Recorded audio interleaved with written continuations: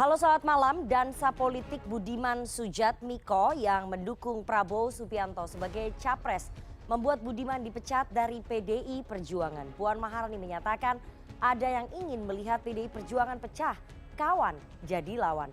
Tapi banteng tidak akan ciut, apakah ini pertanda ada kader PDI Perjuangan lain yang akan bernasib sama seperti Budiman? Dansa politik Budiman Sujatmiko berujung kawan jadi lawan. Bersama saya Rifana Pratiwi akan membahasnya selama 1,5 jam ke depan dalam Political Show.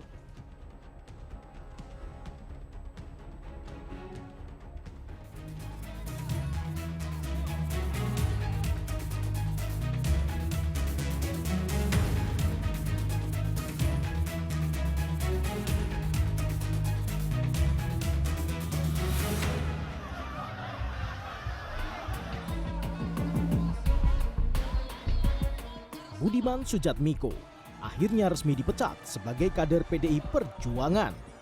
Pemecatan ini adalah buntut dari dukungannya ke bakal calon presiden Prabowo Subianto. Surat pemecatan Budiman ditandatangani oleh Ketua Umum PDIP Megawati Soekarnoputri dan Sekjen PDIP Hasto Kristianto. Saat dikonfirmasi melalui pesan singkat perihal pemecatan, Budiman hanya menjelaskan dirinya tetap akan meneruskan apa yang telah dia lakukan. Namun Budiman juga mengatakan belum berpikir untuk bergabung dengan Partai Gerindra.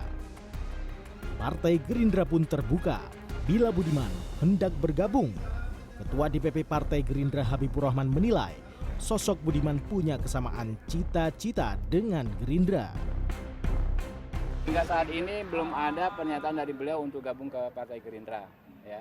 Tapi secara umum, secara normatif Partai Gerindra adalah partai terbuka. Cita-cita perjuangan Pak Budiman dengan Partai Gerindra kurang lebih kan sama.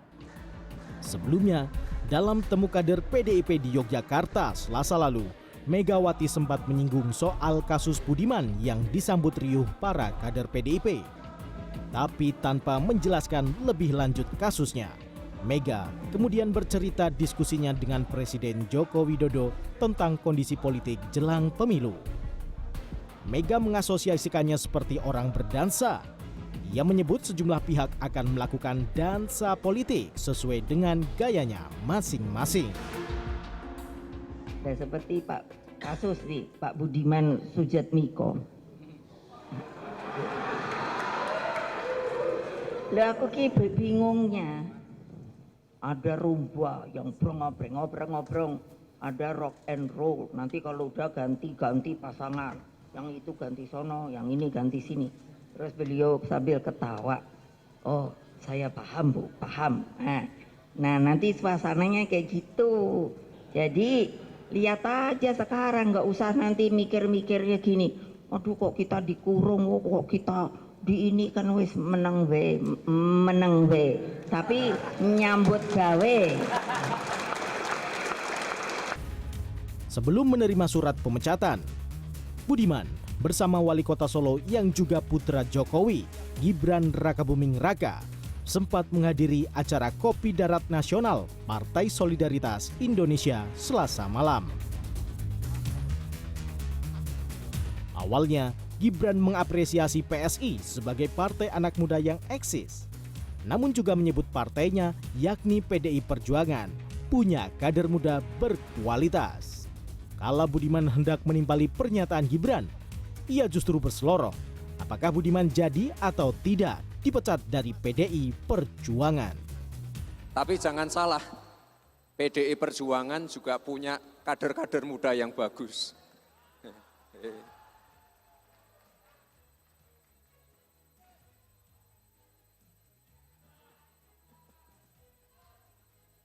Ya itu aja lah ya. Ntar malah macam-macam nanti ya. Oke ya. Mas Budiman? Karena nyebut partai kami tadi, PD Perjuangan. Oh nggak jadi dipecat ya Mas? Usai sesi dialog Kopdarnas PSI, ada momen yang memperlihatkan gestur Gibran menolak saat salah seorang kader PSI naik ke panggung dan hendak memakaikan jaket PSI berwarna merah kepada Gibran. Kala itu, Gibran sedang bersalaman dengan sejumlah kader PSI di area panggung. Sementara itu dalam acara konsolidasi DPP PDI Perjuangan Jawa Tengah di Semarang pada Jumat malam, Ketua DPP PDIP Puan Maharani menyinggung rasa sayang Megawati kepada Presiden Joko Widodo. Puan mengingatkan para kader untuk tetap solid, termasuk ketika menghadapi gosip yang mempertentangkan Mega dan Jokowi. Jangan biarkan soliditas partai diusik oleh mereka yang hanya ingin memecah belah atau mempertentangkan Ketua Umum Ibu Megawati dan Presiden Jokowi. Puan juga bicara tantangan besar partainya menghadapi pemilu 2024, termasuk adanya pihak kawan yang jadi lawan. Ada tantangan besar, ada perlawanan besar. Kawan jadi lawan. Banyak pihak yang ingin melihat kita pecah, ingin melihat kita lemah.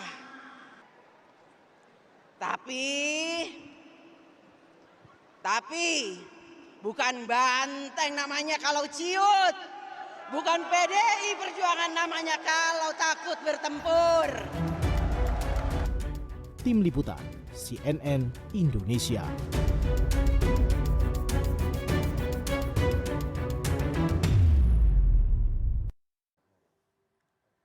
Terima kasih Anda masih menyaksikan Political Show. Kini saatnya kita masuk ke segmen Electionpedia.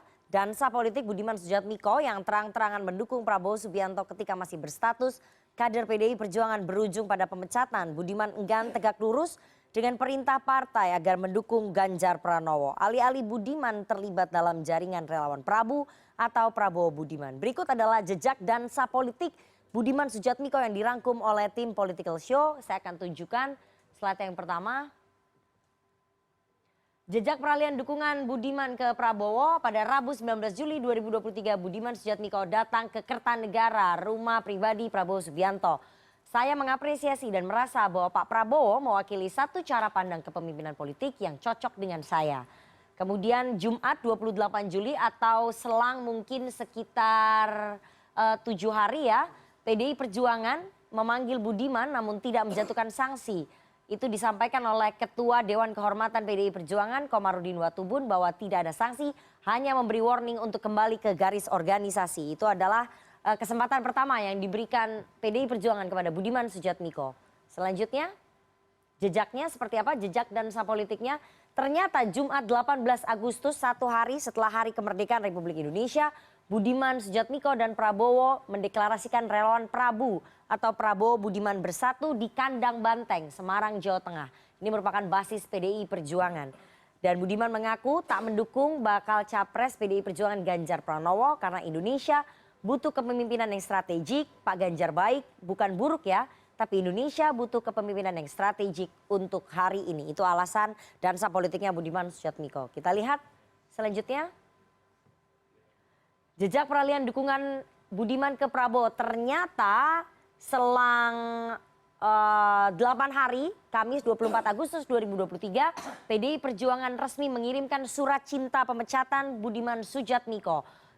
Ini surat pemberhentian pemecatan ditandatangani langsung oleh Ketua Umum DPP PDI Perjuangan Megawati Soekarnoputri dan Sekjen Hasto Kristianto. Isinya memutuskan memberikan sanksi organisasi berupa pemecatan kepada saudara Budiman Sujatmiko MA.Phil dari keanggotaan Partai Demokrasi Indonesia Perjuangan. Anda bisa lihat di sini cuplikan suratnya, kita dapat bocorannya.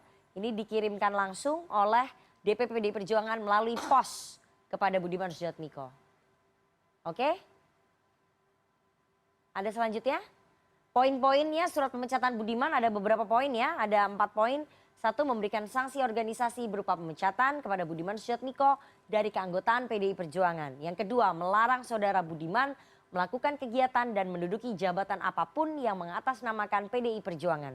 Yang ketiga, DPP PDIP akan mempertanggungjawabkan surat keputusan pada Kongres Partai yang harusnya digelar pada Agustus 2024 Dan yang keempat, surat keputusan berlaku sejak ditetapkan dan apabila di kemudian hari terdapat kekeliruan akan ditinjau kembali dan dilakukan perbaikan. Itu tadi poin-poin surat pemecatan Budiman Sujatmiko yang dikirimkan oleh DPP PDI Perjuangan.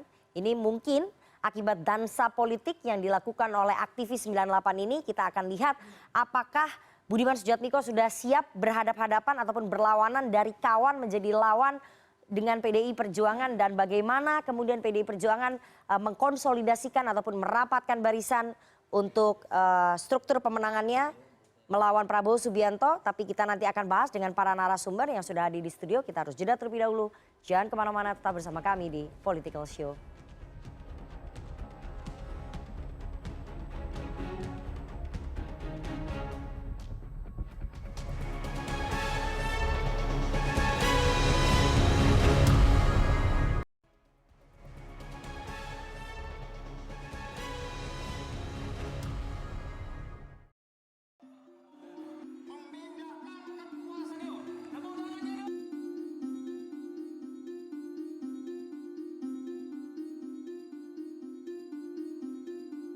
Seperti kasus Pak Budiman Sujatmiko. Kawan jadi lawan, bukan PDI Perjuangan namanya kalau takut bertempur.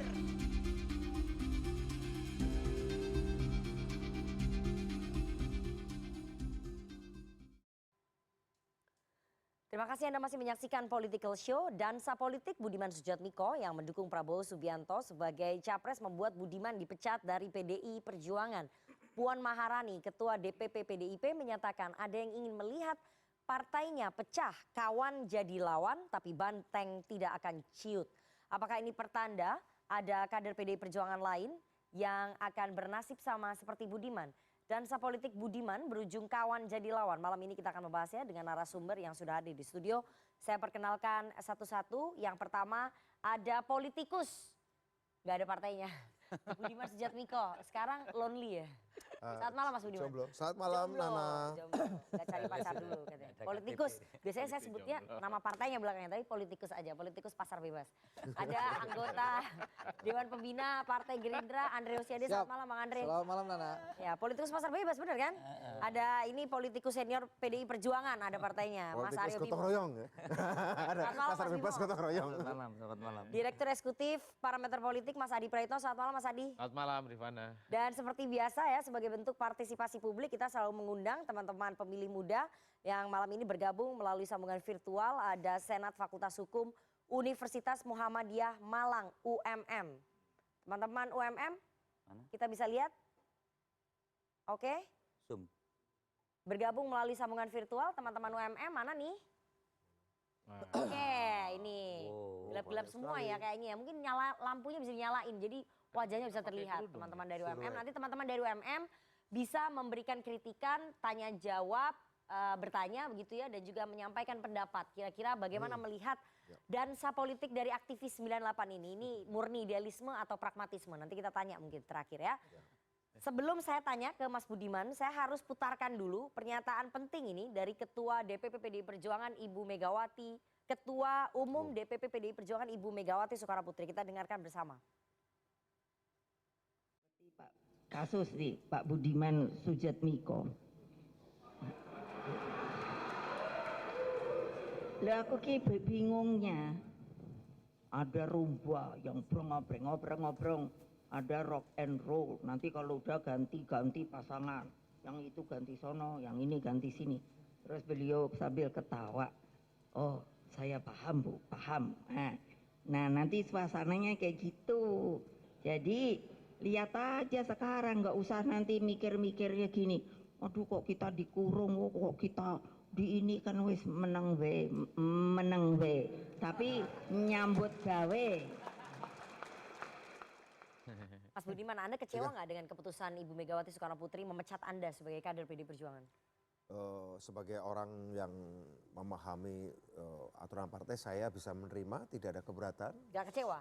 Masa gak kecewa dipecat dari partai yang dari kecil katanya Anda idolakan? Oh, kalau dalam pengertian mengikuti emosi, mengikuti memori, bagaimana saya mencoba memahami ajaran Bung Karno, mengkaji sendiri maupun dibimbing tokoh PNI dulu waktu SMP, SD sampai SMP. Tentu saja ini saya melihat ini sebagai sebuah patahan yang cukup ya tentu saja membuat saya kecewa. Ya. Patah hati. Tetapi kalau saya lihat perjalanan Bung Karno dulu mendirikan PNI, ditahan oleh Belanda, keluar dari penjara, PNI-nya kemudian dibawa menjadi lebih organisasi pendidikan, dia tidak masuk PNI, gabung ke Partindo, Partai Indonesia, pun tahun ketika Bung Karno jadi presiden, yang orang nggak banyak tahu, Bung Karno itu tidak pernah menjadi anggota partai lagi. Ya, artinya Bung Karno juga ketika menjadi pemimpin besar revolusi, posisinya politisi pasar bebas kalau Pak Istana. Tapi tentu saja saya bukan beliau,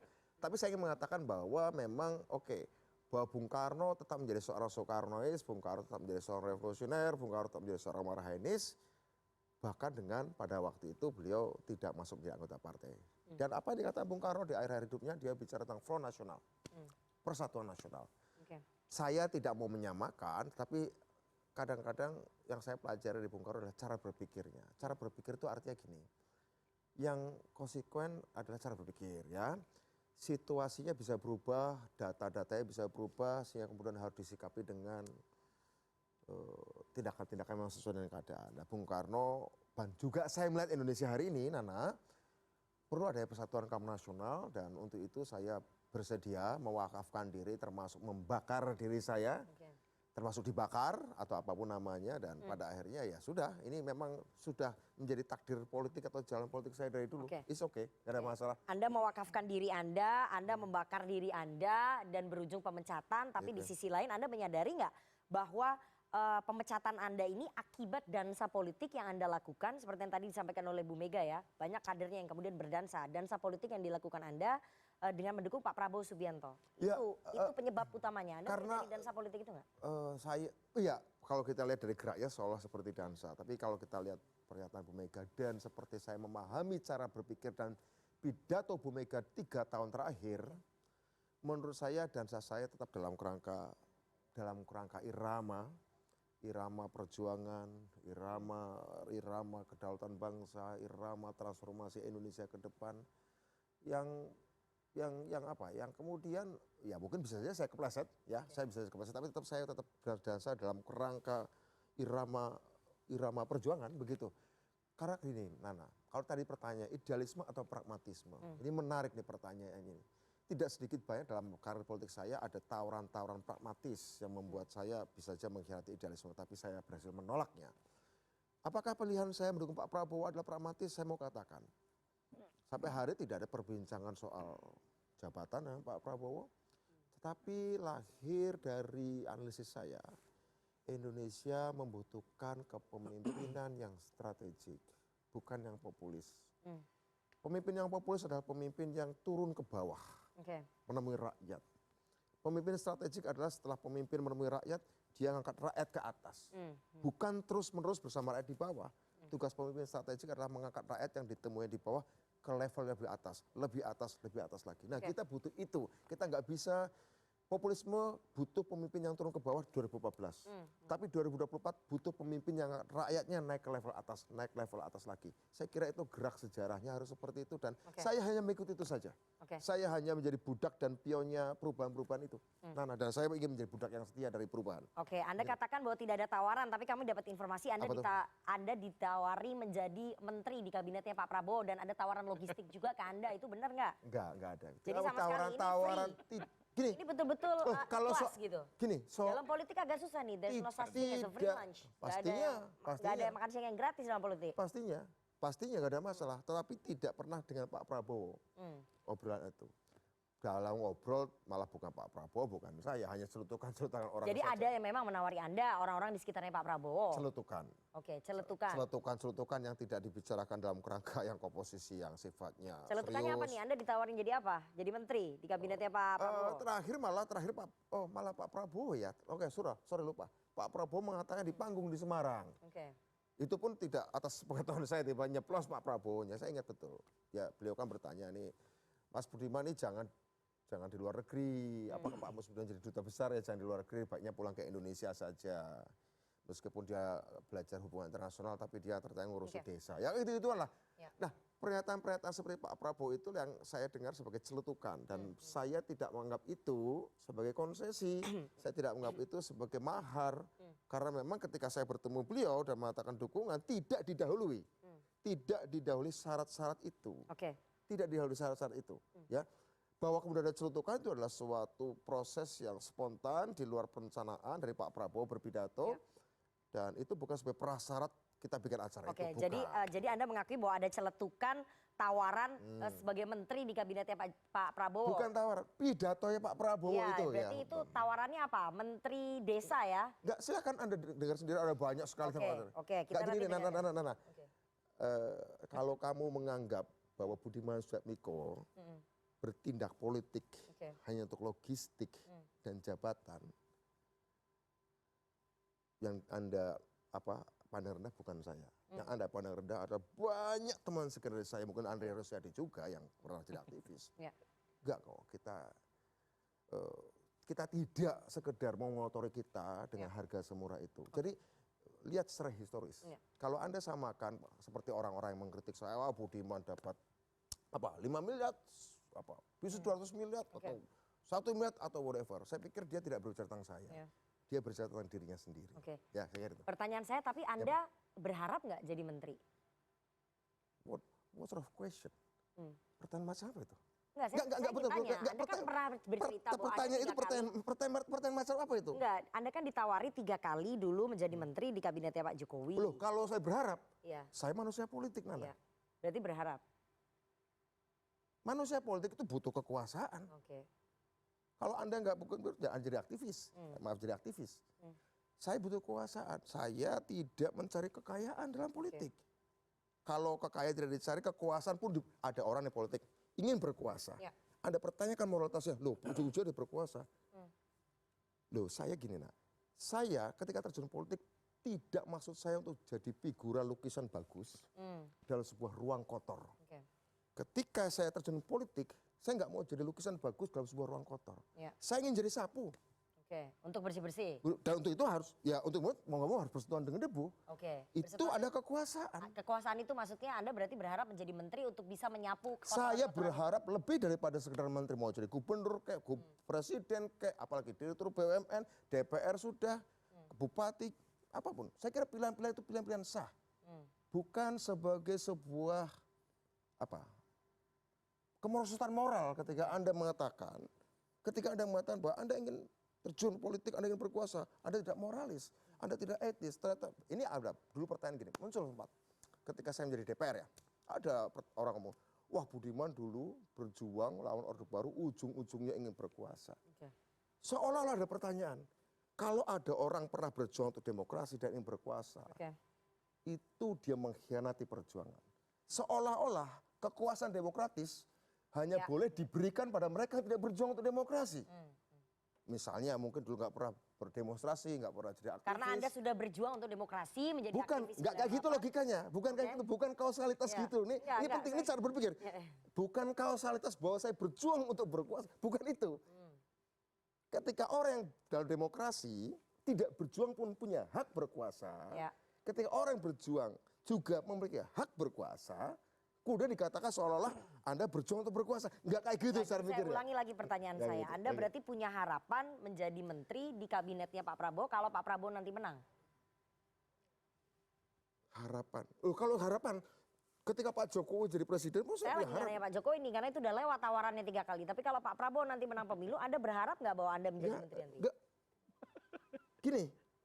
Dijawab aja, manusia politik nih punya harapan apa yang spesial? Apa spesial untuk tidak menjawab dan menjawab? Ketika saya menjawab, saya kemudian menjadi manusia jujur yang kelihatan bodoh karena berharap. Ketika tidak menjawab, saya dianggap sebagai manusia yang tidak jujur tapi tulus. Jadi jujurnya gimana? Ya udah silakan Anda simpulkan. Oke. Anda simpulkan. Saya manusia politik. Manusia politik. Berkehendak, berharap dong. Berkehendak berkuasa dong. Oke. Termasuk menjadi menteri ya? Jadi menteri, jadi presiden, jadi DPR, jadi gubernur, apapun. Baik. Saya mau tanya ke Mas Bimo. Mas Bimo, pemecatannya Mas Budiman ini memang murni karena dansa politik yang dilakukan oleh Mas Budiman mendukung Prabowo Subianto yang tadi disinggung atau disentil oleh Bu Mega ya? Oh ya, sangat terkait ya. Jadi terkait tadi juga disampaikan oleh Budiman sendiri, itu konsekuensi pilihan politiknya pada saat partai ketua umum sudah memutuskan calon presidennya adalah Pak Ganjar Pranowo. Jadi ini tidak main-main, namanya juga calon presiden ini kan bukan calon ketua senat atau calon ketua RT. Jadi ada sesuatu yang strategis, sesuatu yang perhitungan Ibu Mega sebagai ketua umum memutuskan Pak Ganjar Pranowo ini kan tentu dengan berbagai banyak pertimbangan terkait masa depan bangsa ini ke depan. Terkait dengan 270 juta rakyat Indonesia. Terkait dengan bagaimana visi misi kebijakan program selama PDI Perjuangan mendapatkan mandat rakyat menang 2014 dan 2019 dan Pak Jokowi memimpin. Jadi ini adalah sesuatu yang strategis, ini nggak main-main. Jadi ketegasan Ibu Mega selaku ketua umum partai mengeluarkan pemecatan atau pemberhentian koncoku ini Mas Budiman ini adalah bentuk suatu sikap tegas terhadap organisasi di dalam internal PDI Perjuangan supaya konstruksi wacana publik yang membicarakan banyak hal terkait dengan Mas Budiman ini terkanalisasi di dalam internal kader PDI Perjuangan. Waktu itu kan banyak hal dan itu biasa. Waktu ada keputusan Pak Jokowi juga ada kader yang 2014 ada yang lompat partai. Jadi memang itu pemecatan biasa ya yang dilakukan oleh partai ketika... Bukan pemecatan biasa, ini pemecatan yang sangat serius.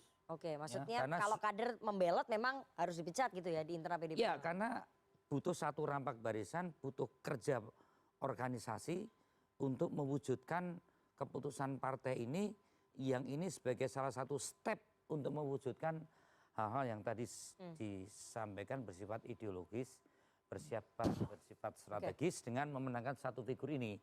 Jadi kalau ada hal-hal yang di luar partai, kemudian berakibat ada konstruksi terhadap kebersamaan di internal partai, harus ditertibkan. Dan berulang kali kan pemanggilan-pemanggilan kepada setiap kader yang dianggap membuat atau berakibat terhadap kekompakan, kebersamaan, orkestrasi dari internal partai ini pasti akan diingatkan.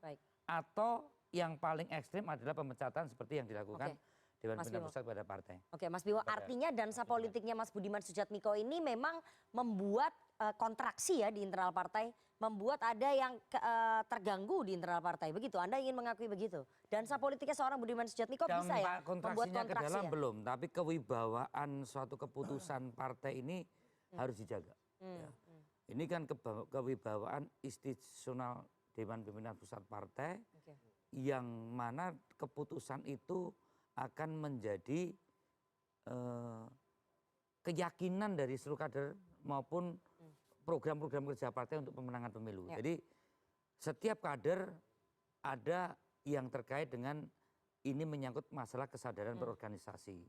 Dalam kaitan kesadaran politik yang sudah diputuskan oleh partai terkait dengan pencapresan Pak Ganjar Pranowo. Berarti hebat banget dong seorang Budiman Sujatmiko cuma satu orang bisa membuat kontraksi di internal PDI Perjuangan dan citranya di luar kemudian terganggu gitu. Kalau kontraksi ke internal kan mungkin enggak ya, tapi wibawa partai gitu. Hebat banget berarti seorang Budiman Sujatmiko. Faktanya memang seorang Budiman ini juga seorang tokoh. Nggak dipungkiri lah ya. Yang Bani mau ngajar Orde Baru saat itu antara figur Ibu Mega yang memulai dengan bagaimana otoritarisme, kemudian juga oligarki dan nepotisme dan korupsisme Orde Baru ini kan dilawan betul secara politis partai politik oleh Ibu Mega dan instrumen intelektual muda waktu itu adalah Budiman. Memang Budiman sebagai tokoh yang dalam situasi masyarakat yang abnormal itu akan tokoh itu akan hanya muncul di situasi yang abnormal. Oke, pada saat itu memang situasinya abnormal. Muncul Bung Karno, muncul Hatta, muncul Gus Dur, muncul Bu Mega, muncul tokoh-tokoh yang situasi masyarakat itu tidak menentu. Ya. Nah dalam situasi yang normal jarang muncul tokoh. Nah itu di 98 muncul salah satunya Mas Budiman. Iya, dia muncul. Jadi maka yang sekarang dipersoalkan itu bukan persoalan 9698-nya waktu itu, dia adalah tokoh yang melawan, yang bicara substansi ideologis politis, yang melihat bahwa kontradiksi pokok Budiman itu adalah dengan yang namanya Orde Baru, yang namanya kekuatan-kekuatan nepotisme dan kekuatan-kekuatan ademokrasi. Nah sekarang kan kemudian hal yang antagonis ini menyatu, itu menjadi pembicaraan. Jadi persoalan partai di internal kok saya belum melihat terlalu berakibat. Tapi wibawa dan citra partai Tetapi citra di luar seolah-olah ini adalah orang yang berani melawan keputusan partai. Dan kemudian termasuk Ana dan seluruh media sosial membicarakan itu. Dan ini tentu partai harus segera mengkonsolidasikan ke dalam dengan wacana publik. Ini warning nggak buat kader partai lainnya kalau misalnya coba-coba berdansa politik di luar rampak barisan partai akan bernasib sama seperti Mas Budiman? Ini warning ya? Dansa itu kan bisa juga tergelincir. Ya. Jadi ini warning buat kader-kader lain. Buat kader-kader yang lain begini, kita terbiasa kalau yang normal pada saat keputusan partai itu dikeluarkan, orkestrasi adalah bagaimana menerjemahkan dalam bentuk kerja-kerja partai. Yang abnormal memang tipe Budiman ini agak aneh gitu loh. Tapi saya juga tidak kaget karena Budiman yang saya kenal memang lebih pada hal-hal ideologis akademis ya. Dia saya lihat memang tidak terlalu paham dan menjiwai organisasi. Oke, jadi maksudnya apa? Terlalu ideologi. Nah, Ideologi kalau diskusi akademis sama tidak saya, paham soal organisasi, kalau artinya diskusi sama saya itu sering melanggar aturan organisasi. bukan, dia bicara narasi-narasi ideologis, narasi teknokratik, narasi-narasi politis gitu. Oke, tapi sulit kalau tunduk aturan organisasi, Anda mau ngomong gitu? kelihatannya ya dia bukan tipe orang yang loyal dalam suatu gerak organisasi. Jadi kalau kemudian kalau ini saya koreksi ini. Ini saya ya. Tapi harus saya koreksi persepsi juga. saya ya. Jadi sering membelot gitu aturan organisasi. Ya, bukan membelot. Dia tidak terbiasa mengikuti aturan dengan, organisasi. bukan mengikuti. Apa? Dia tidak terbiasa di dalam orkestrasi kegiatan-kegiatan organisasi. Tapi bahwa ada pertalian ideologis, pertalian politis yang dia kerjakan dengan organisasi ya.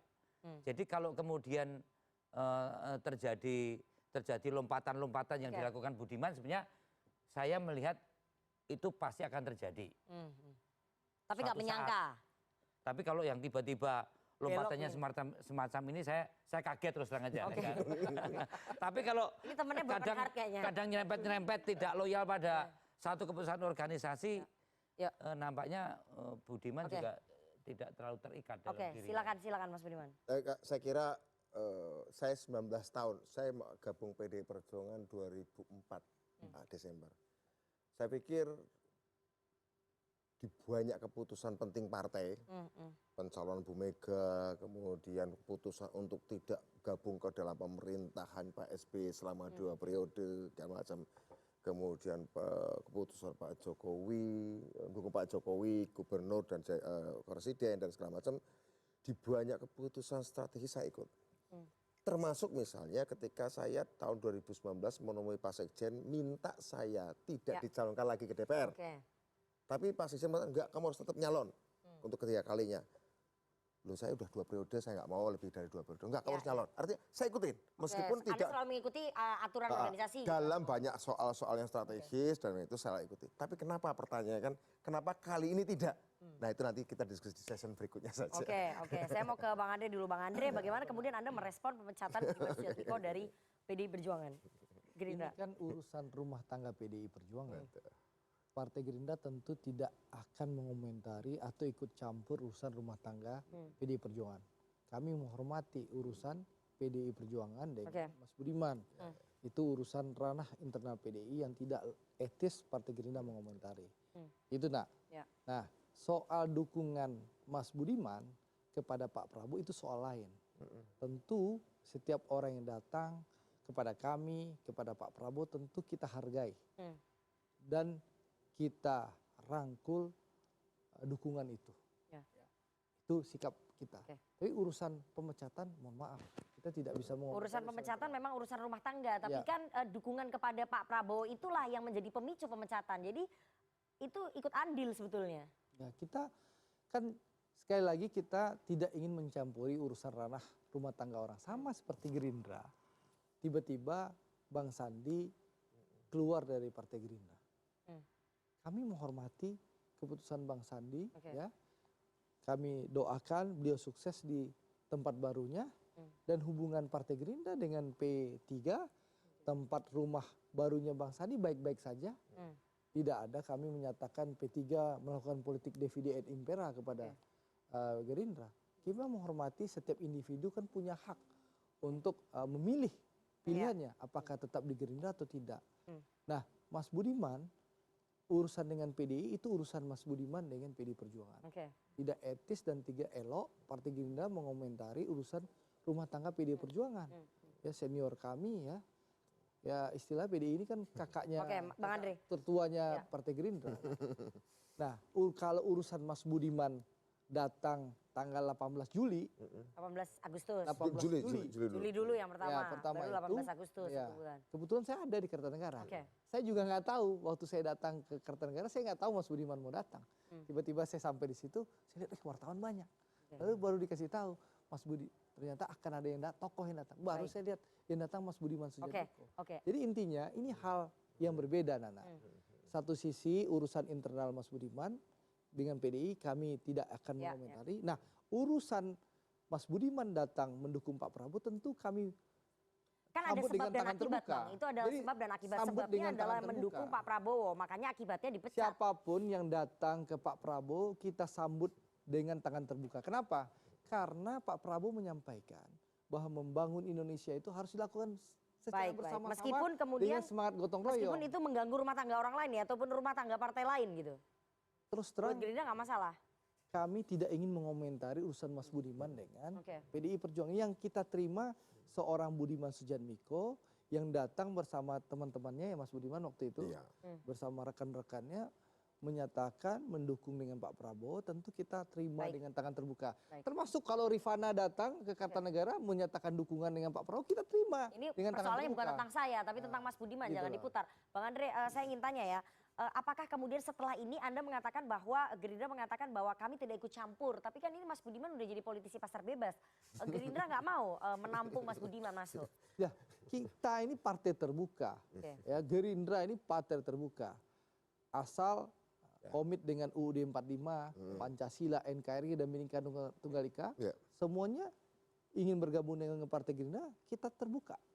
Nah, tergantung Mas Budiman. Jadi pintu terbuka lebar ya? Kita siapapun termasuk Rifana mau bergabung dengan Gerindra, ini kita persoalannya bukan terbuka. tentang saya. Jadi kalau kemudian saya ingin Gerindra membuka menyampaikan pintu, contoh Gerindra Rifana. membuka pintu lebar-lebar terhadap Budiman Sujatmiko kalau ingin bergabung ke Gerindra. Kepada siapapun, masyarakat kita terbuka asal komit terhadap UUD 45, Pancasila, NKRI dan Bhinneka Tunggal Ika. Dan taat organisasi. Ya, taat organisasi. Oke, itu taat organisasi. ADRT, Partai Gerindra. ADRT, Partai Gerindra. Saya mau ke Mas Adi. Mas Adi, Anda melihat bahwa pemecatan Budiman Sujatmiko memang tidak merusak ataupun tidak mengganggu konstruksi di dalam internal PDI Perjuangan atau justru wibawa dan juga citra itu yang di luar yang tadi dikatakan Mas Bimo yang sedikit terganggu?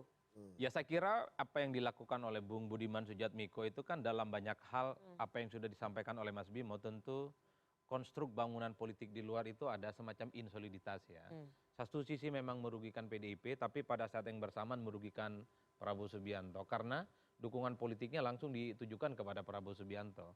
Ini yang sepertinya membuat kenapa PDIP itu punya treatment agak berbeda dibandingkan Gibran ataupun Effendi Simbolon. Karena Budiman secara deklaratif ya menyatakan dukungan di Pilpres 2024. Jadi pemecatannya pun juga lewat kurir kan. Langsung disampaikan secara terbuka dan itu dinyatakan pecat.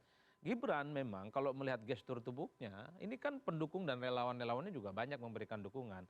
Tapi tidak secara langsung bahwa Gibran mendukung Prabowo saat itu. Jadi ada momen klarifikasi. Hanya kode, tapi ada momen klarifikasi. Ada momen tabayun apakah Gibran ini betul ingin ke Prabowo Subianto ataukah ingin tegak lurus bersama PDIP kan begitu. Termasuk Effendi Simbolon. Ada medium klarifikasi yang kemudian diberikan. Cukup terbuka memberikan penyampaian klarifikasi terbukanya apakah Effendi memang untuk mendukung Prabowo Subianto atau ini hanya sebatas common sense saja. Oke. Ini yang saya sebutkan ada treatment politik yang berbeda kepada Budiman ketimbang misalnya Gibran ataupun Effendi Simbolon ya, karena ya Budiman harus diakui ada panggung besar menyatakan dukungan politiknya kepada Prabowo yang tentu saja bagi PDIP ini adalah sebuah pembangkangan. Dan menurut saya Bang Bimo ini agak bersyukur mau datang ke dialog malam ini. PDIP ini rada-rada nggak mau biasanya dengan kader yang sudah dianggap pembangkang biasanya. Apalagi kader yang dianggap yang hangat. Tumben-tumbenan Bang, biasanya yang lain pada tak mau itu Bang. Nah ini luar biasa sebenarnya diskusinya. Nah itu yang pertama Rifana. Yang kedua kalau bagi PDIP kan ya hilang satu bisa tumbuh 1000. Tapi yang jelas dari beberapa studi-studi, dari tulisan-tulisan yang dari dulu saya buat terkait dengan partai politik, PDIP ini memang agak beda dengan yang lain. Misalnya sedikit bandingkan dengan Golkar. Golkar dulu Yusuf Kala sekalipun dia berdampingan dengan berdampingan dengan Jokowi di 2014 tidak dipecat oleh Golkar, sekalipun saat itu Golkar mendukung Prabowo Subianto. Tapi DPT nggak begitu, yang mengatakan dirinya banteng itu harus berbaris secara rapi, kan itu ceritanya. Lurus begitu ya. Dan bagi saya pesan politiknya sederhana. Jadi siapapun yang merasa kader PDIP, kader biasa, anggota biasa, elit politik, bahkan termasuk presiden, kalau melakukan hal yang sama seperti Budiman, tinggal nunggu waktu akan dibudimankan. Oke, itu yang saya mau tanya nanti Mas Bimo, apakah kemudian Gibran Raka Buming Raka, Presiden Jokowi akan dibudimankan kalau secara terang-terangan terbuka mendukung capres di luar Ganjar Pranowo? Tapi jangan dijawab dulu Mas Bimo, kita harus jeda, tetap bersama kami di Political Show.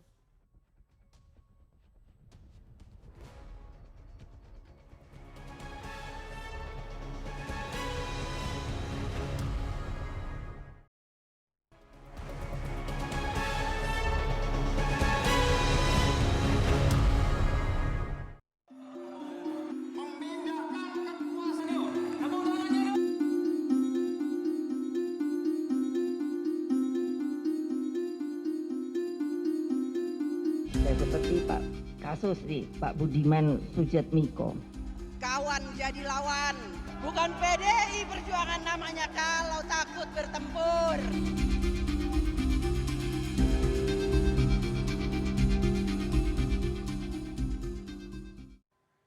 Terima kasih Anda masih bersama kami di Political Show dan kita akan lanjutkan perbincangan kita dengan para narasumber. Mas Bimo, singkat nih ya, karena nanti saya mau putarkan pernyataan penting dari petinggi PDI Perjuangan. Mas Bimo, apakah kemudian tadi yang disampaikan oleh Mas Adi, kalau kemudian ada kader-kader lain dari PDI Perjuangan seperti Pak Jokowi, kemudian Gibran yang secara terang-terangan menunjukkan dukungan ke capres selain Ganjar Pranowo juga bernasib sama nanti akan dibudimankan, partai akan mengambil sikap tegas itu nggak? Pasti saya kira ya. Oke. Saya kira, tapi itu kan proses pada titik yang memang setelah perbedaan pendapat itu tidak ada satu konsensus. Kalau Budiman ini kan ibarat naik motor itu tanpa sein langsung belok kan. Jadi kan nggak jelas nih mau apa. Kayak broken heart banget nih temennya nih Mas Bimo nih. Ketika Mas Budiman belok gitu. Saya yang ngikuti begitu belok aja. Kamu apa Bud? Aku kan gitu kan. Terus? Oh besoknya deklarasi lagi kan. Langsung pecat itu udah benar itu kan. Oh jadi udah sempat komunikasi? Oh komunikasi, saya telepon. Bud itu gimana Bud? Itu kan. Terus? Saya pikir cuma hanya datang ke Pak Prabowo. Kok ada kepemimpinan yang apa? Yang strategi sama yang mendukung populis itu. Ini opo meneh itu kan. Kan kadang abstraksi dia kan juga nggak mudah ditangkap kan. Aku mau tanya itu populis sama abstraksi itu. Baru saya mau tanya terus ternyata udah pamitan. Besoknya deklarasi, kaget saya kira. Berarti nggak pamitan. Ya saya kira itu mungkin belum ada pembicaraan dari DPP yang akhirnya terus belok ke kanan aja yang jelas melanggar instruksi partai ya pasti terus dipecat. Oke, saya mau putarkan ya pernyataan penting ini dari Puan Maharani, Ketua DPP PDI Perjuangan bidang politik. Kita dengarkan sama-sama. Tantangan yang akan kita hadapi untuk memenangkan pemilu 2024 tidak ringan. Ada tantangan besar, ada perlawanan besar. Kawan jadi lawan. Banyak pihak yang ingin melihat kita pecah, ingin melihat kita lemah. Tantangan yang kita hadapi bagaikan batu karang yang menghadang, seperti terpaan gelombang, bahkan kadang seperti hantaman badai.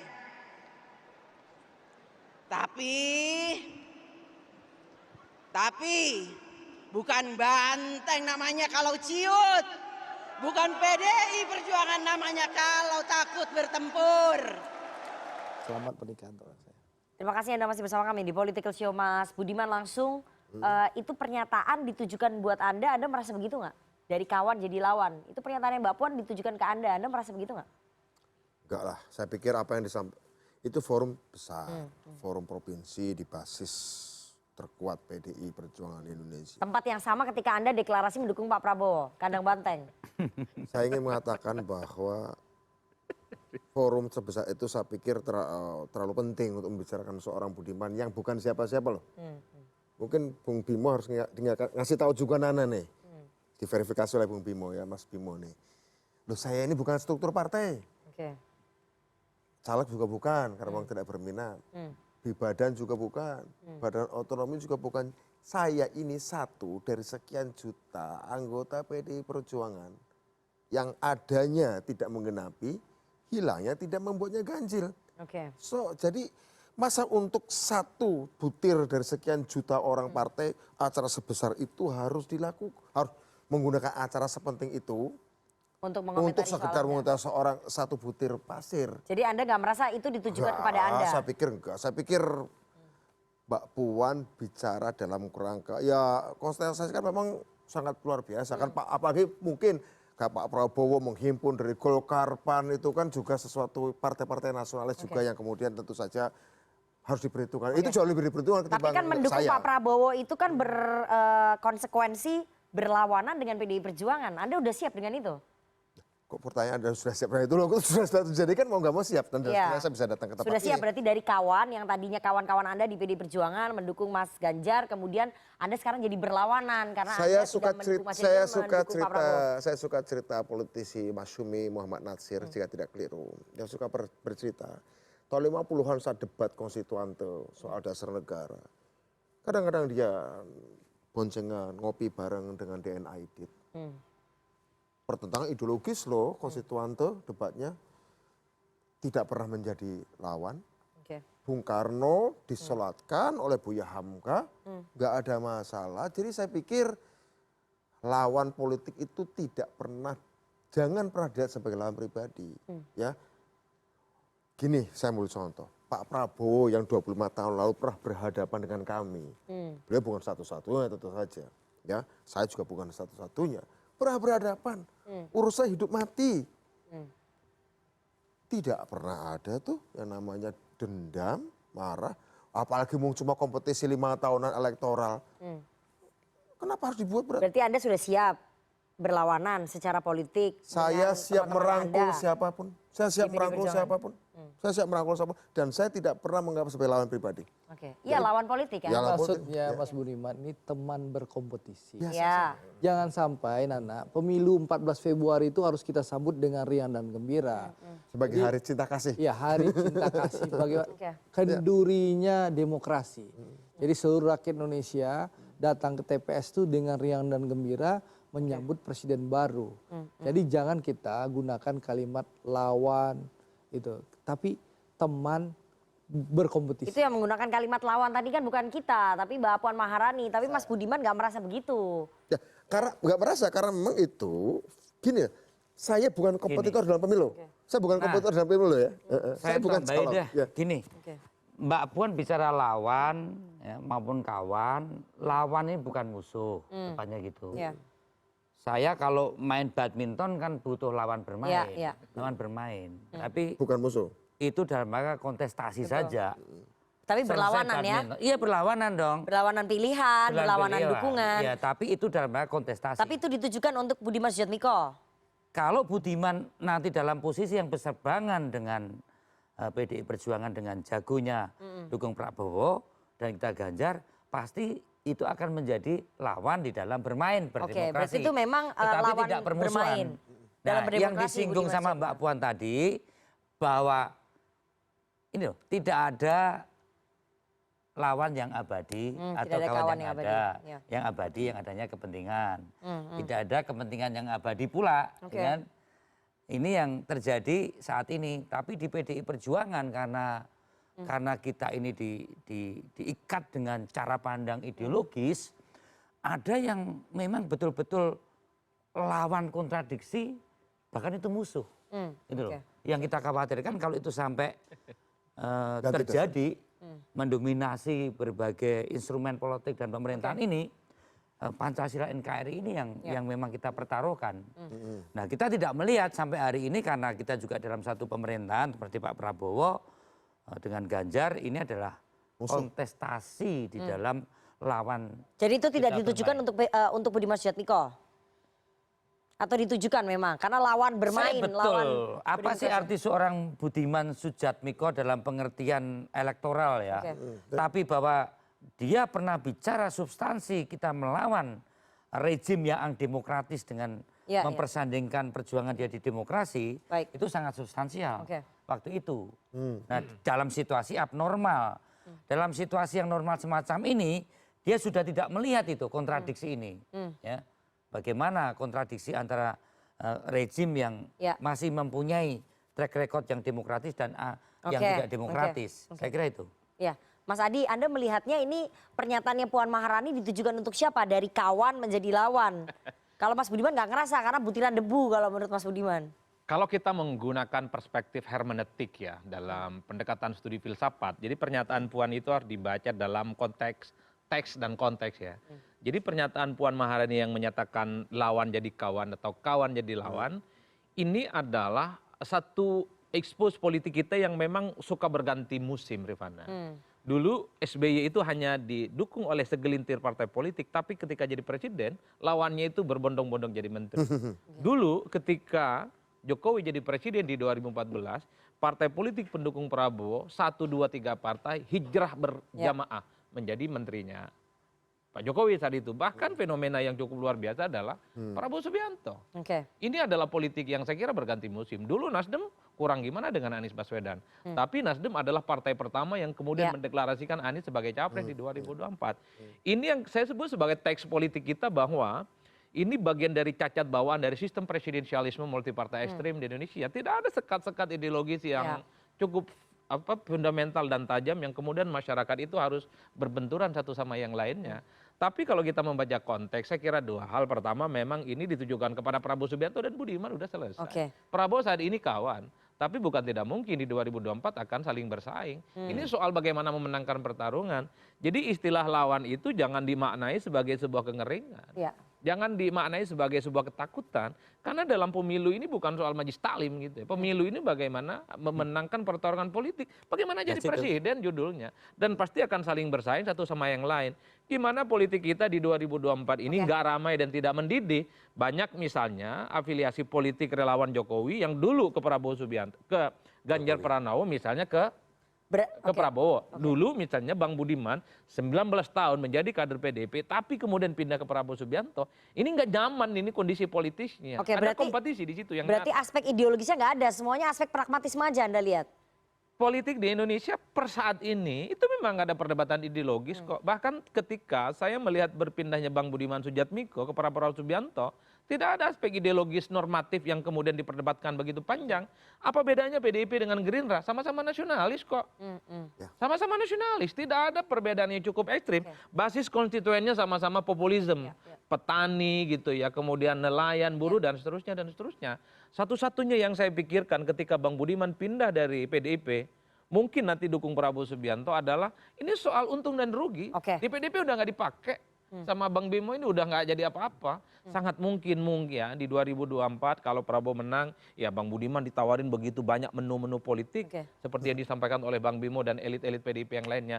Bagi saya politik itu hanya sebatas itu ya. Mungkin saya tidak salah. Ini soal untung dan rugi saja karena Anda udah nggak dipakai lagi di PDI Perjuangan. Memang seperti itu Mas Budiman? Pertama kalau tidak dipakai gini, saya terakhir itu menjadi bagian dari kepengurusan itu pada saat Mas Pramono Anung menjadi sekjen.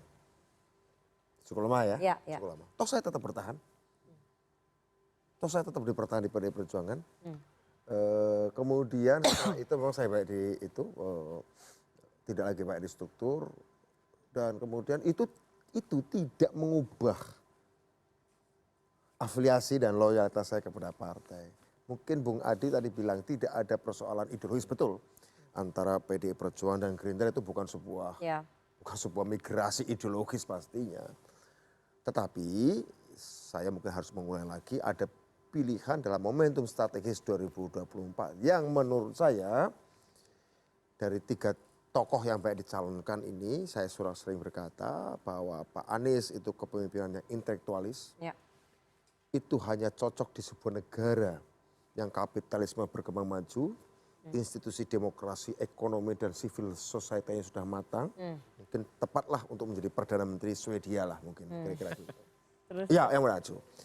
Pak Ganjar, seorang pemimpin populis, pemimpin populis biasanya sangat dibutuhkan di era berakhirnya rezim yang elitis atau rezim yang otoriter. Sekarang rezimnya Itu butuh itu. Jadi setelah segala lama elitis, feodal, otoriter, maka orang mencari rezim populis. dahaganya dengan populisme. Rezim strategis, pemimpin strategis dibutuhkan pada suatu masa ketika populisme sudah menjalankan tugas sejarahnya, ya, sudah membersihkan sisa-sisa kekuasaan itu, maka dia harus matang. Populisme itu kan sebuah gagasan untuk keadilan, tapi masih kanak-kanak. Nah, strategis pengen dibawa diajak ke arah maju. Nah, saya melihat ketika pendekatan PDI Perjuangan ini kok seperti kayak mau meneruskan berlama-lama dengan populisme. Dan menurut saya kita ini bangsa ini harus segera naik kelas. Tantangannya di dunia banyak banget. Kan dua-duanya sama-sama mau melanjutkan programnya Pak Jokowi. Jadi apa bedanya? Mas Ganjar mau boleh kan? melanjutkan, Klaim boleh. Dua-duanya boleh. Kira-kira kalau kamu pernah juara 1 di kelas 5 SD, kamu atau kelas 6 SD, kan kamu kan ingin naik kelas 1 SMP ya, kira-kira gitu ya. Hanya karena kamu kelas 6 SD pernah jadi juara 1, kemudian kan kamu nggak bisa balik ke kelas 6 SD. Nggak apa-apa, kelas SMP bawa tantangannya lebih berat, bawa soal-soalnya lebih keras, mungkin nggak jadi juara lagi dibanding waktu kelas 6 SD. It's okay. Toh kamu memang waktu mengharuskan kamu untuk naik SMP. Nggak boleh balik kelas 6 SD hanya karena pernah jadi kelas 1. Saya ingin mengatakan, kita butuh penerus Pak Jokowi, bukan penirunya. Nah, jadi menurut Anda Ganjar adalah peniru, bukan penerusnya Pak Jokowi? Pendekatannya populistik. Pendekatannya populistik. Pak Prabowo penerusnya, bahkan Pak Jokowi pada periode kedua, menurut saya, sudah meninggalkan pendekatan populistik. Dia mulai meletakkan dasar-dasar kepemimpinan yang strategik. Pada periode kedua. Pada periode pertama memang politik. Ya memang harus. Tapi pada periode kedua dia mulai, tapi pada saat itu kan tiba-tiba ada pandemi gitu ya. Harusnya gagal take off untuk positif. Tapi oke, kita kan harus lanjutkan terus. Kita nggak boleh mundur. Oke, saya mau putarkan ya pernyataan dari Mbak Puan Maharani soal pihak-pihak yang ingin memecah belah. Kita dengarkan bersama. Apalagi kecintaan Ketua Umum Ibu Megawati Soekarno Putri pada kader terbaiknya, yaitu Presiden Jokowi.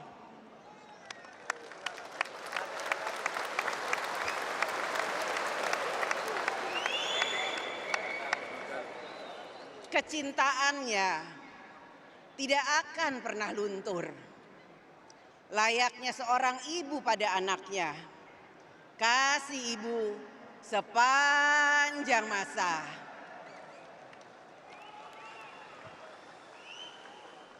Karenanya, jangan biarkan soliditas partai diusik oleh mereka yang hanya ingin memecah belah atau mempertentangkan Ketua Umum Ibu Megawati dan Presiden Jokowi. Bang Andre, Gerindra merasa nggak bahwa pernyataan itu ditujukan kepada Pak Prabowo Subianto yang hadir di tengah-tengah antara Bu Mega dengan Pak Jokowi? Saya rasa enggak ya. Karena Pak Prabowo itu sangat menghormati Bu Mega. Beliau selalu menganggap Bu Mega kakaknya. Ya. Dan Pak Prabowo saat ini sedang menunggu waktu kapan bisa bertemu dengan Bu Mega. Satu. Belum dikasih waktu? Ya sampai saat ini kan lagi diatur. Meskipun udah minta waktu berkali-kali. Di 17 Agustus bertemu. Ya 16 Agustus bertemu, tapi kan di acara-acara kenegaraan. Tapi pertemuan di momen berdua belum. Kita sudah minta waktu, belum dikasih? Masih menunggu. Itu menunjukkan bahwa Pak Prabowo sangat menghormati Ibu Mega. Itu satu. Yang kedua, Pak Prabowo punya hubungan yang baik. Kami ya Gerindra, selain Pak Prabowo menghormati Bu Mega dengan hubungan yang sangat baik, Partai Gerindra di parlemen juga punya hubungan yang baik dengan PDI Perjuangan. Saya ini kan anak buahnya Mas Bimo di Komisi 6. Hubungan kita sangat baik. Bang Dasko dengan Mbak Puan di pimpinan DPR juga baik. Antara pimpinan fraksi Gerindra dan fraksi PDIP hubungan juga sangat baik. Tidak ada masalah di antara kita. Lalu Pak Prabowo, ya memang Pak Prabowo akan berkompetisi dengan Mas Ganjar. Di mana Pak Prabowo yang disampaikan Mas Budiman bahwa beliau sudah menyampaikan berulang-ulang kali bahwa Pak Prabowo akan meneruskan kepemimpinan Pak Jokowi. Di mana pemerintahan Pak Prabowo 2024-2029 merupakan keberlanjutan pemerintahan Pak Jokowi sebelumnya. Termasuk juga Pak Prabowo berulang-ulang kali menyampaikan secara terbuka. Termasuk setelah acara di Trans Group ya. Bagaimana beliau di doorstop, beliau menyampaikan bahwa saya tidak malu untuk mengatakan bahwa saya belajar dengan Pak Jokowi. Jadi itu nggak merasa ya memecah belah Pak Jokowi dengan Bu Mega? Sekali lagi tidak ada keinginan untuk memecah belah. Yang ada di benak hati sanubari dan keinginan Pak Prabowo bagaimana mempersatukan bangsa ini. Prabowo prajurit, tidak mungkin prajurit Sabta Marga seorang Prabowo ingin menghancurkan, memecah belah bangsa ini. Yang ada di benak Pak Prabowo, di hati sanubari dan keinginan beliau bagaimana bangsa ini maju dan kita bersatu. Itu dilakukan dengan Pak Prabowo dengan Pak Jokowi melakukan rekonsiliasi kemarin, Nana. Jadi tidak ada isu kita ingin memecah belah. Yang ada kita ingin merangkul, mempersatukan. Baik, Mas Bimo, siapa yang dituding memecah belah hubungan Pak Jokowi dengan Bu Mega? Kalau tadi Gerindra merasa itu bukan Pak Prabowo, lah terus siapa? Ini hubungan Bu Mega dan Pak Jokowi ini merupakan secara personal tadi sampaikan Mbak Puan dekat.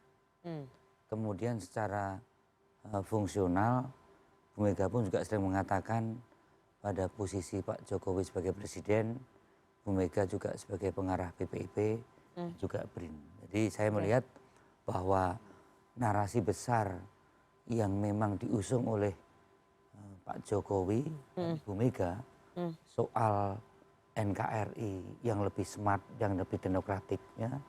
Bagaimana Indonesia yang lebih berkemanusiaan, misalnya dengan BBM satu harga. Indonesia yang lebih adil dengan infrastruktur, dengan Indonesia sentris.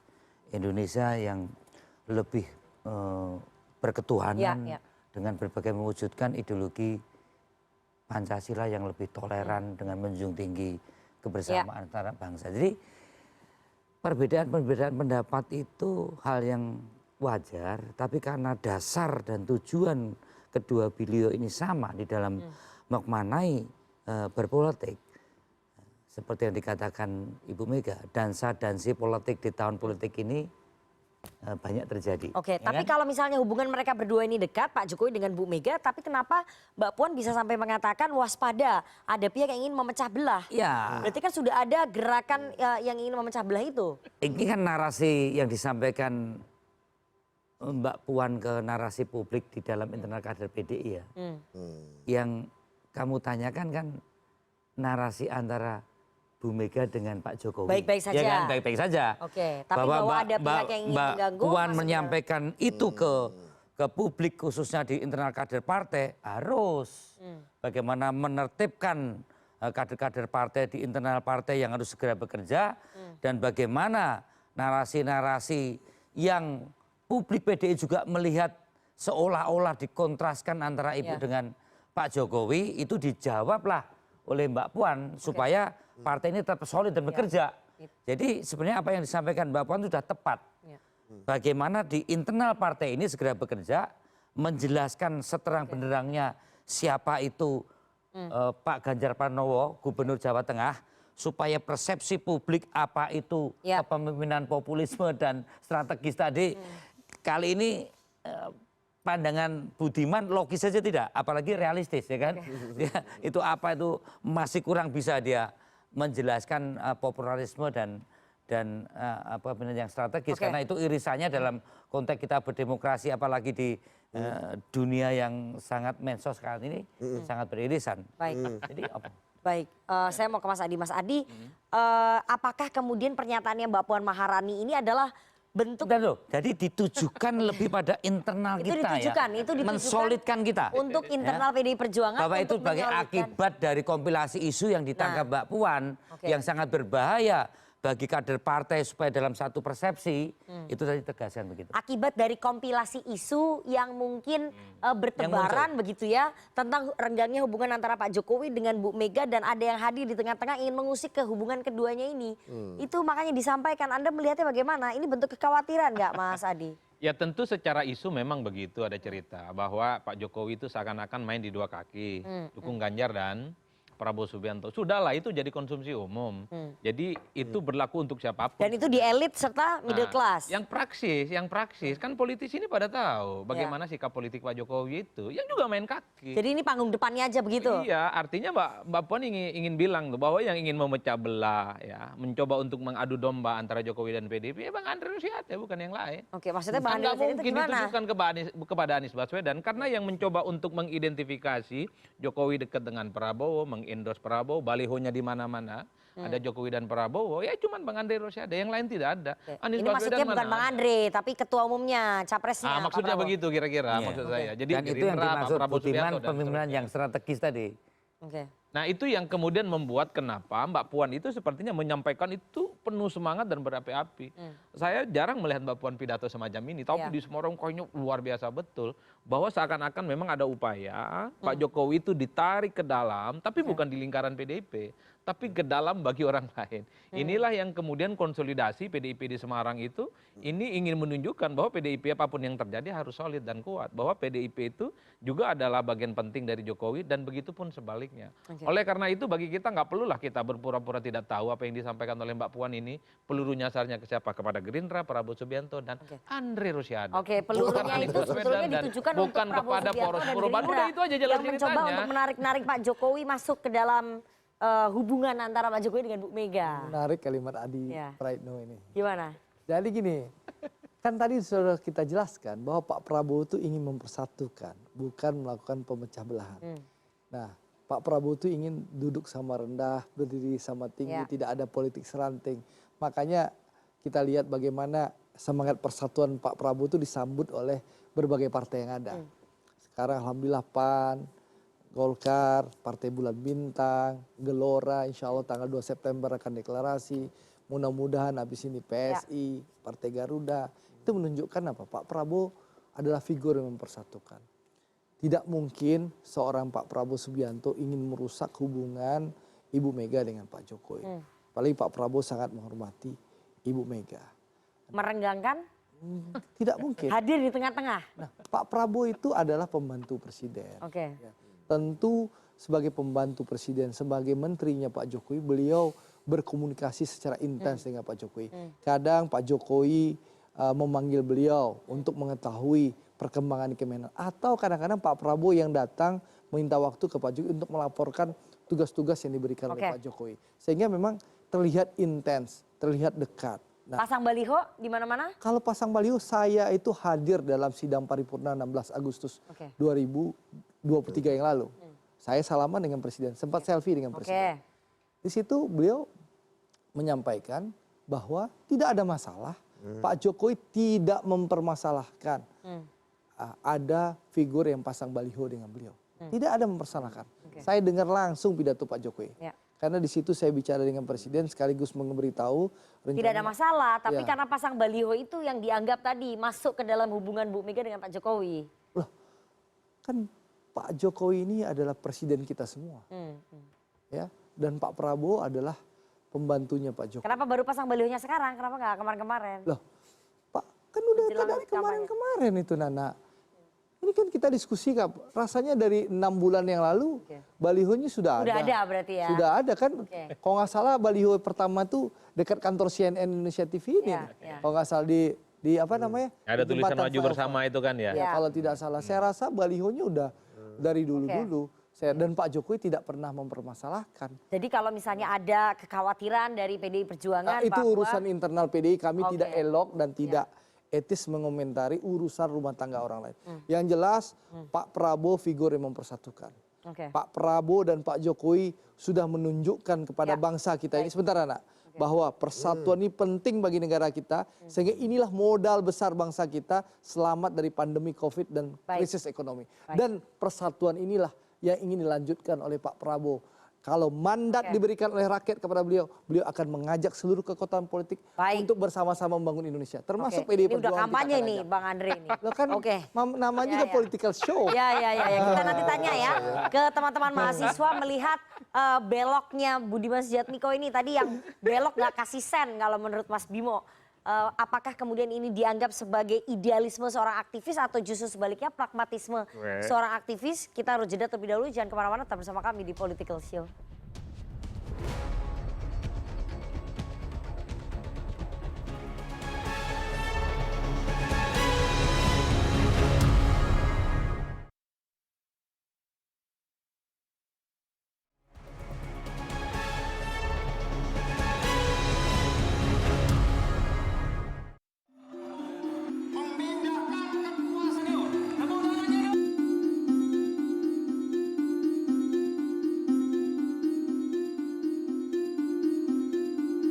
Seperti kasus nih Pak Budiman Sujatmiko. Kawan jadi lawan, bukan PDI Perjuangan namanya kalau takut bertempur.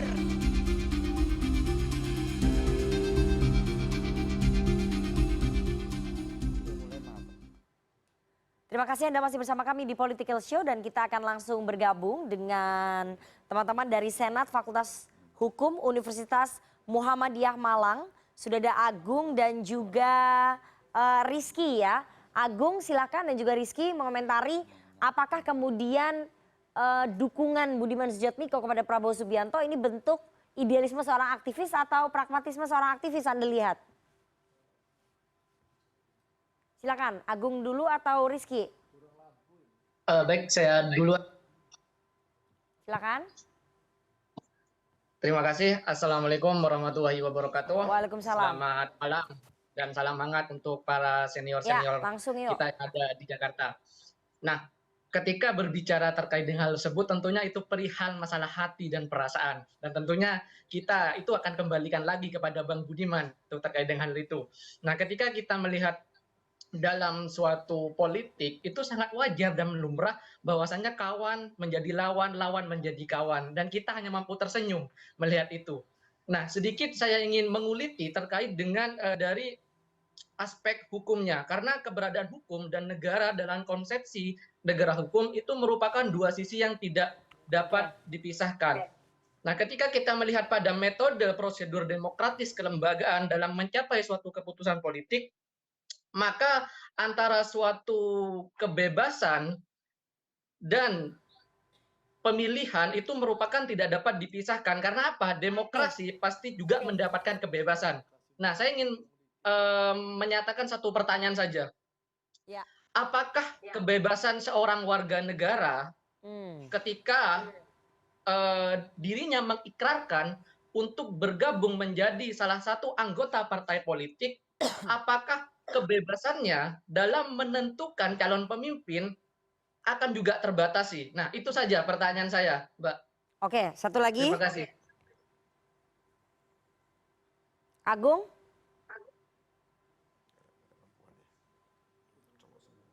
Ya, mohon izin ya. Terima kasih Mbak Rifana atas kesempatan yang diberikan. Sebelumnya perkenalkan, nama saya Muhammad Agung dan sini saya selaku Ketua Umum Senat Mahasiswa Fakultas Hukum Universitas Muhammadiyah Malang. Mungkin kalau terkait tanggapan saya sebagai mahasiswa sudah diwakilkan oleh teman saya barusan. Mungkin kalau dari saya hanya ingin mengajukan pertanyaan langsung kepada Bapak Budiman Sujatmiko ya.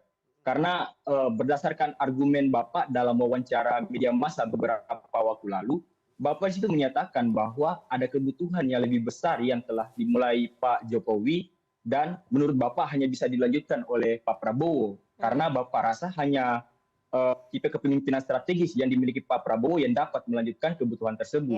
Jadi pertanyaan saya, sebenarnya kebutuhan besar apa yang dimaksud dan apakah kandidat lain tidak bisa menjalankan kebutuhan tersebut, terutama kandidat yang diusung partai Bapak sebelumnya. Mungkin itu dari saya. Terima kasih. Oke, saya langsung kasih kesempatan ke Mas Budiman. Kebutuhan apa yang kemudian menjadi dasar Anda memutuskan mendukung Prabowo Subianto? Apakah kemudian kebutuhan itu tidak ada pada sosoknya Ganjar Pranowo? Saya kira tadi sudah sempat saya singgung ya, berarti harus pengulangan ini. Iya, ini mudah-mudahan nggak membosankan ya. Nggak apa-apa, singkat aja, kita waktunya juga nggak banyak. Singkatnya adalah tiga sosok ini punya punya ciri strategis ada, intelektualis ada, populis ada. Cuma kalau kita harus akui aja lah, apa sih yang paling membuat daya magnetik Pak Ganjar? Kan pada cara komunikasi populistiknya, ya, dan memang sangat mirip dengan Pak Jokowi ya 2014. Kita misalnya belum lihat pikiran-pikiran strategis Pak Ganjar menghadapi tantangan besar ke depan, ya Indonesia perang, krisis pangan. Pak Prabowo memang mencoba sih dari dulu mencoba jadi populis, tapi menurut saya sebagian orang menyukai Pak Prabowo bukan karena dia ngomong petani, ya itu juga oke, ada populisme pada Gerindra, ada saya tahu. Tapi saya pikir Pak Prabowo tadi pengalaman dia sebagai pasukan khusus. Saya diskusi dengan Pak Prabowo sejak 2002 sebenarnya. Kita berbicara banyak hal. Setelah demokrasi kita pernah berhadapan beberapa tahun lalu. Sekarang bagaimana kita menata demokrasi ke depan. Ya, tidak mudah komunikasi itu. Tapi saya kemudian setidaknya ketika berbicara dengan Pak Prabowo. Terakhir bahkan di Kertanegara, Andre juga melihat. Beliau mengatakan, kita Indonesia siap enggak kalau ada perang di Selat Cina? Kita siap nggak kalau ada kemungkinan ancaman perang nuklir? Australia sudah menyiapkan itu. Kita siap nggak kalau ada krisis pangan? Hal-hal yang menurut saya mungkin Pak Prabowo tidak punya jawaban yang benar sepenuhnya. Tapi sebagai seorang pemimpin yang memproyeksikan dirinya ingin pemimpin 270 juta rakyat, itu menggelisahkannya sebagai pertanyaan sehari-hari. Oke, dan itu tidak pernah Anda diskusikan dengan Ganjar Pranowo? Saya belum pernah melihat itu. Mungkin suatu saat akan diomongkan oleh siapapun. Tapi kalau mau ngomongkan sekedar membacakan catatan oleh para staf ahlinya, itu persoalan itu tidak pernah nyampe ke hati. Saya butuh. Visi itu kan bukan soal pengetahuan, Nana. Visi itu soal panggilan hati. Ini menggelisahkan enggak? Nah, menurut saya, kita ini akan menghadapi situasi yang sama sekali baru loh. Nggak ada presidennya loh, ya krisis pangan segala macam, keancaman perang. Kok saya lebih nyaman kalau kita butuh kepemimpinan strategik. Dari ketiga-tiganya yang muncul, yang menonjol dari Pak Prabowo pada itu. Kira-kira gitu, sesederhana itu. Baik, saya komen dikit. Ini silakan sekaligus menutup. Kami di PDI Perjuangan sebagai politisi ini dibesarkan di dalam suatu komunitas yang memiliki ruh ideologis, ruh PDI Perjuangan. Maka kami punya prinsip. Tapi seperti katakan bahwa silakan tidak ada kawan yang abadi maupun tidak ada lawan yang abadi. Itu kan umum. Bagi kami di internal PDI Perjuangan, ruhnya itu kuat, ruh PDI Perjuangannya, ruh ideologisnya. Kita diajarkan Pancasila sebagai ideologi yang statis, dasar negara, filosofi Gruslah. Tapi kita harus menjawab persoalan bangsa ke depan dengan Pancasila yang lebih teknokratik.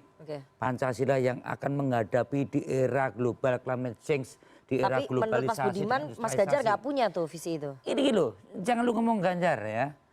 Tidak hanya Ganjar, kita ini dididik smart nasionalisme, teknokratik nasionalisme, Pancasila yang harus menjawab tantangan bangsa saat ini maupun tantangan global. Pancasila tidak hanya untuk menjawab tantangan nasional, tantangan global. Dibawa Bung Karno untuk menjawab bagaimana 28 negara harus merdeka di dalam Konvensi Asia Afrika. Jadi roh PDI Perjuangan ini sangat kuat untuk mengikat moralitas kami, kita ini sebagai kader. Apalagi orang yang dipilih Bu Mega menjadi seorang calon presiden. Bagaimana dia harus menjawab kemanusiaan, keadilan sosial. Itu di dalam konsepsi pemikiran-pemikiran nasional ke depan. Apalagi tantangan global. Jadi saya belum ngerti, perlu diskusi lebih dalam apa itu kepemimpinan yang populis dengan nanti di diskusi berikutnya.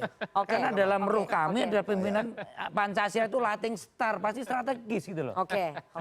Terakhir Mas Bang Andre dulu, nanti saya kasih kesempatan ke Mas Adi, silakan. Ya, kami menghormati sikap PDI Perjuangan. Itu ini tadi menghormati terus. Iya, harus dong. Masa sama yang senior nggak kita hormati? Itulah Pak Prabowo selalu menghormati yang lebih senior.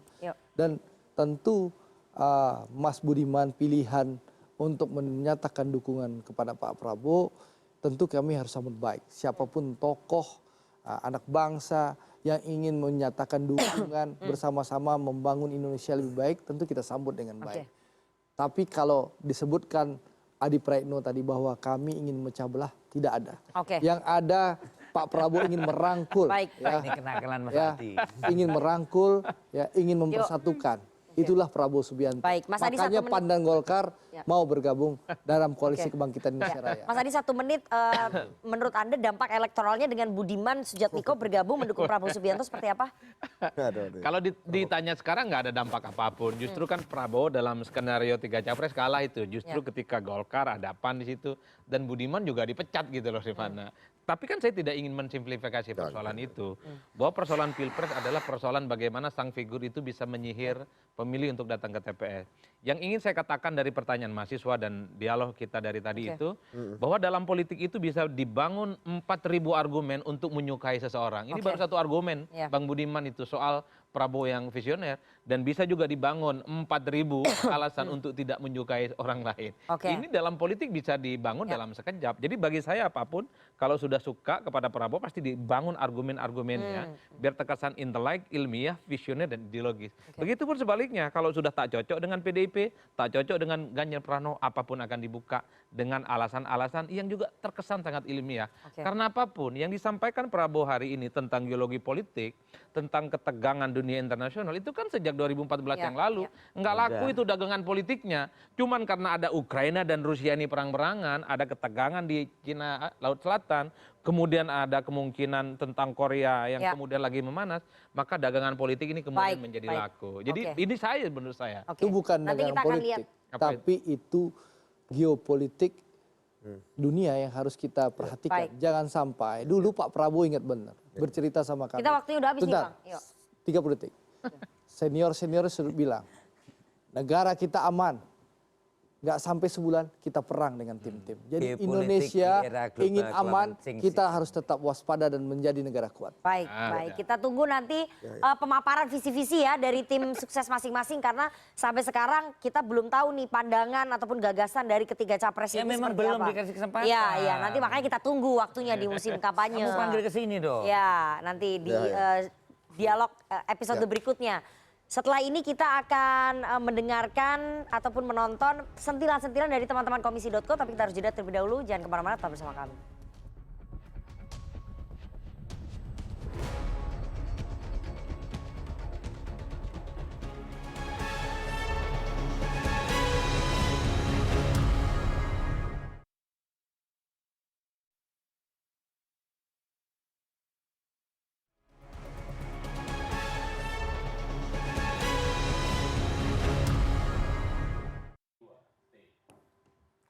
Assalamualaikum warahmatullahi wabarakatuh. Waalaikumsalam warahmatullahi wabarakatuh. Tepuk tangan untuk diskusi malam hari ini. Mantap sekali. Seperti biasa akhirnya kita kedatangan politisi favorit para komika. Wes, siapa tuh, Dok? Bang Andri Rosiade. Tepuk tangan dulu habis menikahkan anaknya, luar biasa. Luar biasa. Kalau pada sadar ya, Bang Andri menikahkan anaknya dengan seorang atlet sepak bola. Ya. Cocok banget menurutku Bang Andri. Karena menantunya ahli menggocek bola, mertuanya ahli menggocek tabung gas. Cocok ya? Cocok. Di mana ada kelangkaan, dipasing sama Bang Andri. Langsung dipasing. Langsung dipasing. Tapi kita juga nggak boleh kita kedatangan Bapak Adi Praitno. Pengamat politik, nasi sudah menjadi bubur. Iya. Kemarin. Semakin banyak isu politik, semakin banyak bubur beliau. Ada distributor tabung gas, ada distributor bubur. Lengkap. Indonesia lengkap. Indonesia lengkap. Tukang bubur naik haji. Tapi yang menarik hari ini juga ada Bang Arya Bima. Kali ini benar yang undangnya, bukan Bang Bima Arya ya, ada benar ya. Benar ya. Bang Arya Bima hari ini ada yang menarik tuh. Apa tuh? Duduknya akhirnya berseberangan dengan Bang Budiman Sujatmiko.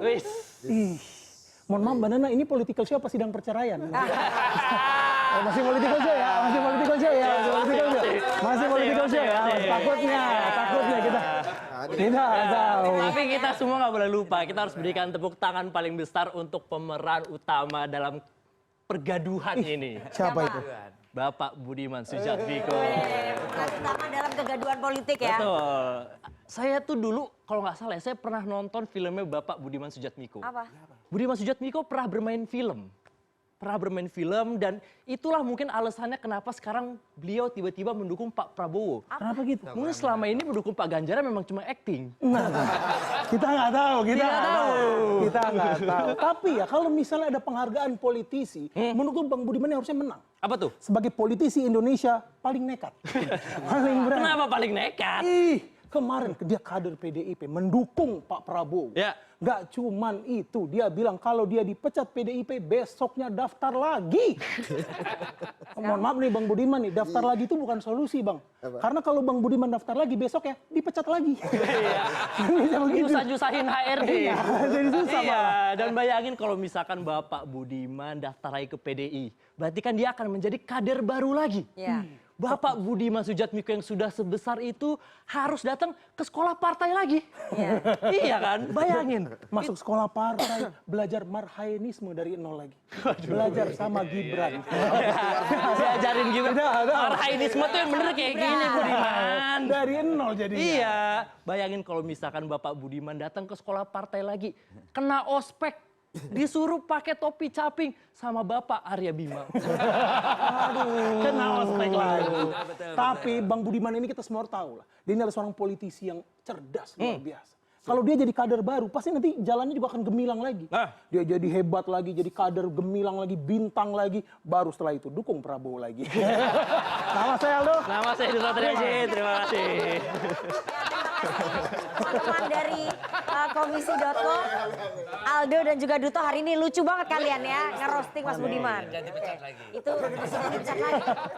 Minggu depan datang lagi ya Bang. Seru nih Pak, seru. Sumber kegaduhan. Terima kasih teman-teman dari Komisi.co, Aldo dan juga Duto sekaligus menutup dialog kita pada malam hari ini. Terima kasih kepada seluruh narasumber yang sudah hadir di studio dan juga teman-teman dari Senat Fakultas Hukum UMM yang sudah mengikuti dialog. Kita ketemu lagi Senin depan jam 20.30 waktu Indonesia Barat. Saya Rifana Pratiwi pamit. Selamat malam, sampai jumpa.